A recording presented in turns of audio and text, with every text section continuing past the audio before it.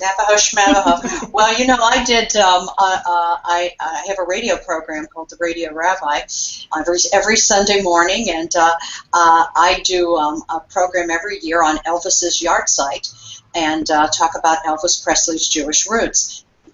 Come on. Verifiable, absolutely verifiable. Halakhically Jewish up back through his great-grandmother, and there was a film made in Canada about this, and I talked to the filmmakers one year, and their film is called Elvis Schmovis. All right, well, before we digress too much, I digress. Let me just bring it back here. Very relevant, but he wasn't Italian. No. But no, he wasn't Italian. So, Rabbi, let me just ask. This is very interesting, and having been, raised in the States, and we studied Columbus, probably every year from second grade through high school. Nobody ever talks about this. So, if there's all this evidence, to me, you just convinced me when you said that his navigational records were written in Hebrew. Why else could someone give an explanation as to why would he be writing in Hebrew, not an easy language to learn, speak, or write in for sure? Exactly. What would be the explanation for that other than he was raised Jewish? Absolutely. Well, wait a second. I just want to give one point on this. There were many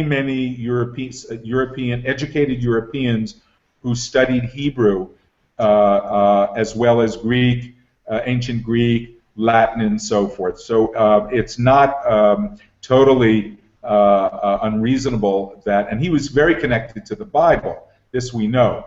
So we could find other reasons, but I'm willing to give him the credit. What do you think, Rabbi?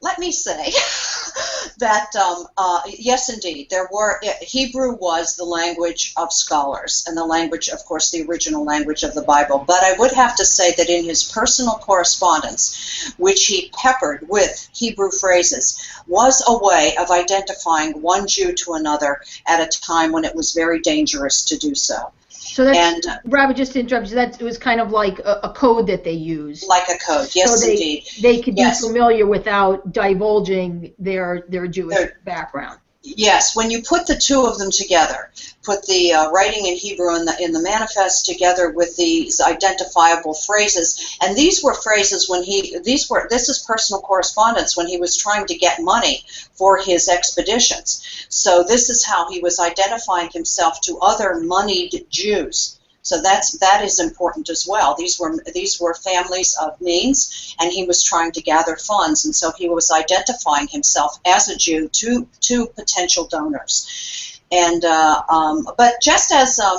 with so many of our Jewish ancestors, we have evidence of their humanitarian traits. We have evidence of their character traits that weren't so good, and the fact that Columbus may have wanted to prevent a genocide of the Jewish people, which he definitely helped in that regard because of his expeditions, is something we Jews could possibly be very proud of and applaud. And Rabbi, what about, I understand what you just said, that he obviously was instrumental in saving many Jewish lives, but is that a testament to actually that he was Jewish? Because anyone watching this has seen Schindler's List, who wasn't Jewish, who ultimately had this, cause that he found as a humanitarian. So, what supports that he just maybe wasn't a good person? Well, the fact that what happened when he got to the New World, all of the things that many Native Americans do not want to celebrate or celebrate Columbus's expeditions or colonization because of what was done to Native Americans. But there's also evidence that Columbus was not the horrible person that many people say he was, that these were other people on the expeditions as well.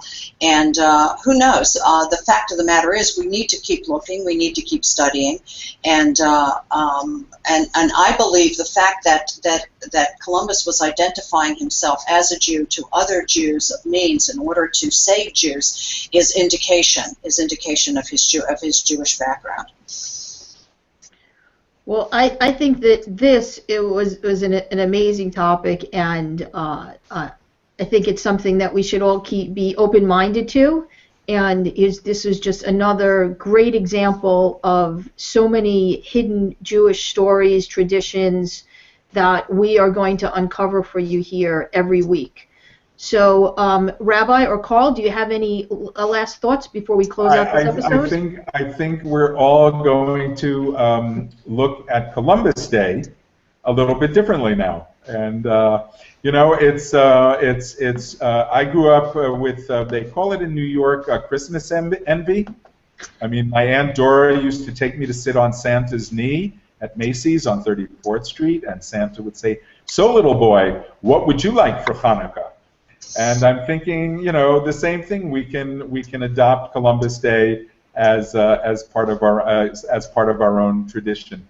I think it's you know, if you look at the ebb and flow of history in general and Jewish history certainly, and the mass movement of people across continents over centuries and over time, I mean, this is part of that story. If it wasn't for all of these horrible events that took place in Spain, we wouldn't have all of these amazing traditions. And you know, my family on my mother's side, as I say, went to Greece, to Salonika, what was then the Ottoman Empire, the Muslim Ottoman Empire, where the Jews were welcomed in. Now today you'd say, how could this be? The Sultan in Istanbul said, please come to the Ottoman Empire. You'll have, you know, freedom. You'll be able to do business. You can keep your traditions. Nobody will force you to become Muslim. And Salonika became, in the 15, 16, 1700s, I think one of the probably the largest Jewish city in the world. It was more than half of Salonika was Jewish. And my family, to this day, I have cousins whom I'm in touch with who are in Salonika. So I'm just blown away by finding a connection here to Columbus, one way or the other. All right, well, we're going to close out this week's episode. We want to thank you again for joining us. This week's Secret Jewish episode was Columbus a secret Jew? You've heard the information. It's now up to you to make a decision which side you want to be on. Or maybe you need some more information. You could do that research on your own. This was another episode of Secret Jews, Uncovering Hidden Jewish History. On behalf of myself, Dr. Randy Ross, and your co-hosts, producer Carl Perkal and Rabbi Barbara Aiello, thank you for joining us, and we'll see you back here in the next episode.